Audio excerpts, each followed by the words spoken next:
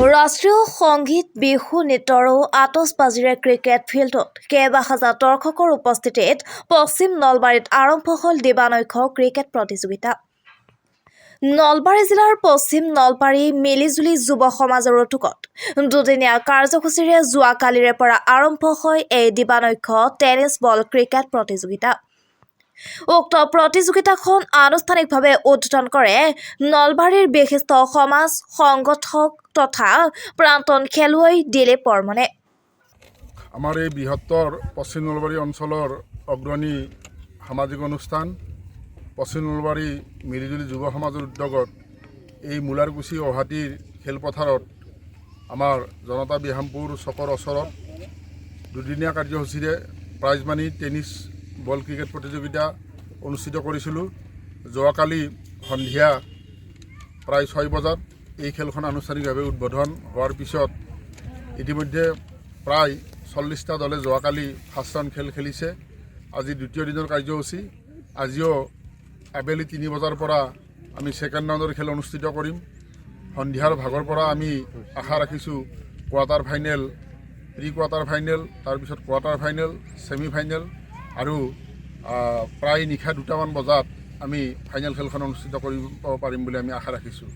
আৰু এই খেলখনৰ কাৰণে এই বৃহত্তৰ পশ্চিম নলবাৰী অঞ্চলৰ চামতা, মধুপুৰ, আমাৰ জনতা বিহামপুৰ, খলিহা, মূলাৰকুছি, ঔহাটি, পানীগাঁও, গড়েমাৰা এনেকৈ বৃহত্তৰ পশ্চিম নলবাৰী অঞ্চলৰ যুৱ সমাজ উঠি পৰি লাগিছে। দ্বিতীয় বাৰ্ষিক অসম ভিত্তিত অনুষ্ঠিত হোৱা প্ৰতিযোগিতাখনৰ বাবে পশ্চিম নলবাৰীত এক আনন্দৰ জোৱাৰ উঠা পৰিলক্ষিত হৈছে।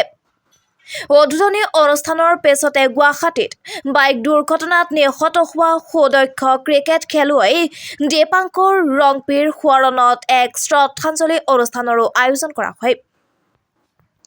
উল্লেখযোগ্য যে দুদিনীয়াকৈ আয়োজন কৰা প্ৰাইজ মানি ক্ৰিকেট প্ৰতিযোগিতাখনিৰ শুক্ৰবাৰে নিশা চূড়ান্ত খেলখন অনুষ্ঠিত হ'ব। ডক্টৰ ৰঞ্জিত ডেকা আহিব, আমাৰ আনন্দৰাম বিদ্যা নিকেতন যিখন পাঠশালা আছে তাৰ অধ্যক্ষ আহিব, বাণী কলিতা ডাঙৰীয়া আহিব।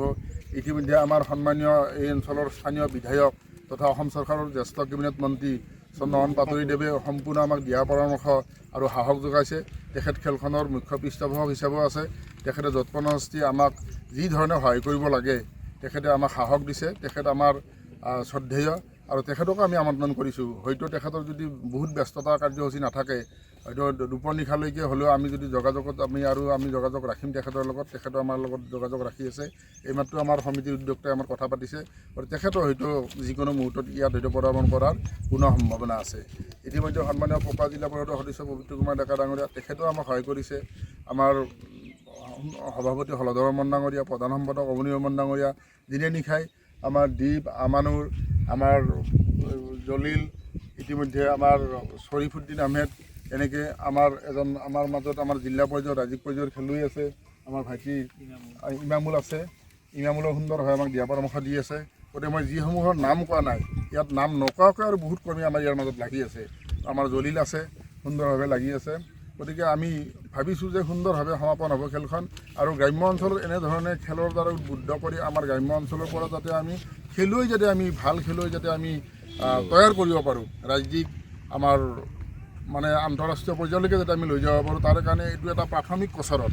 আৰু এনেকুৱা ধৰণৰ যদি কচৰত হয়, চৰকাৰী যদি পৃষ্ঠপোষকতা পোৱা যায়, ৰাইজৰ যদি মৰম পোৱা যায়, নিশ্চিতভাৱে আমি পৰৱৰ্তী অন্তত 3-4 বছৰৰ ভিতৰতো আমি আজি যাৰ বয়স হয়তো 8-10 বছৰ, 12-15 বছৰত আজি ইয়াত বেট ধৰিছে। যোৱাকালি সৰু এটা টিম চেমনিয়াই খেলিছে, ধুনীয়া পাৰফৰ্মেঞ্চ কৰিছে। মানে যিবোৰ প্লেয়াৰ ইয়াত আহিছে, মানে প্লেয়াৰবোৰ সঁচা কৰি এটা প্লেষ্টিক মাইণ্ডত আহিছে। গতিকে এই প্লেষ্টিক মাইণ্ডটো যিহেতু এওঁলোকৰ ঘৰলৈ উঠা আমি দেখিবলৈ পাইছোঁ আৰু আমি উদ্যোক্তাসকলে উৎসাহিত হৈছোঁ যে পৰৱৰ্তী দিনত আমি নিশ্চিতভাৱে এনেধৰণৰ খেল ইয়াতকৈ সুন্দৰ ব্যৱস্থাপনাৰে আমি কৰিবলৈ আমি চেষ্টা কৰিম। সেই